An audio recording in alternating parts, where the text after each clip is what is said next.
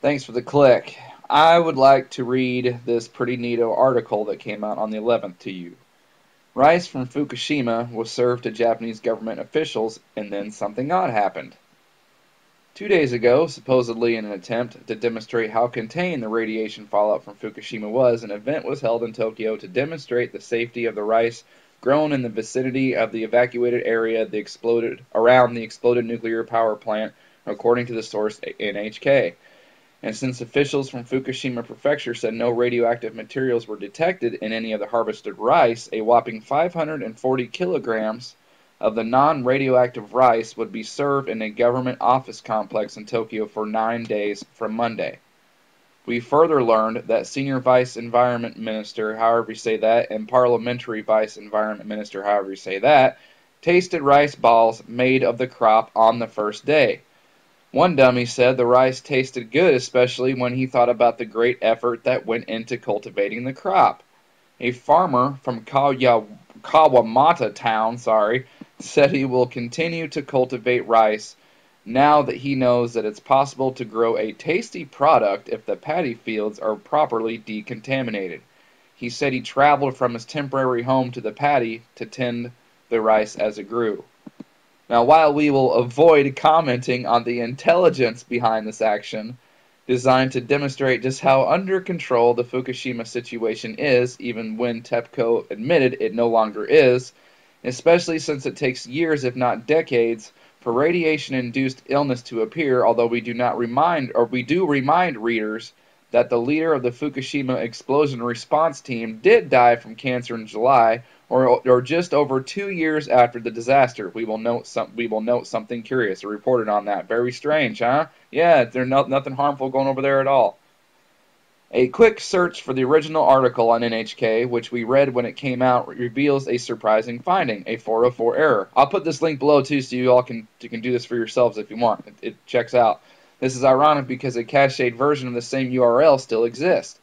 All the more since the original story was picked up and syndicated by others, including RT and Voice of Russia, which makes one wonder if this is the first instance of the government's brand new Remember Secrecy bill being implemented, and if so, why of all places? And a story which is nothing but propaganda to telegraph that all is well in Fukushima, and whose downside is at most the well-being and life of two lowly government jerk faces.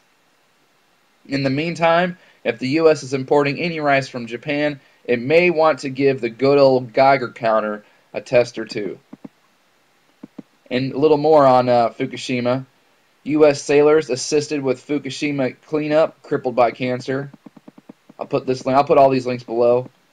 8 U.S. sailors have filed a damages suit against TEPCO, claiming they were exposed to radiation and face health threats as the utility did not provide appropriate information about the Fukushima nuclear disaster while they engaged in rescue operations on board an aircraft carrier, U.S. media reported.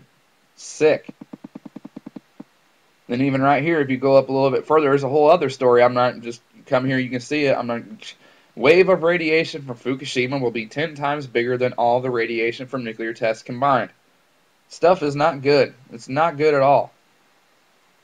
And I tell you what doesn't help is when you come across stories like this, where you find out that TEPCO tore down the natural seawall, which would have perfected Fukushima from the tsunami, and then you get into into TEPCO and what have you, and then you come across stuff like this. Where did it go? Sorry.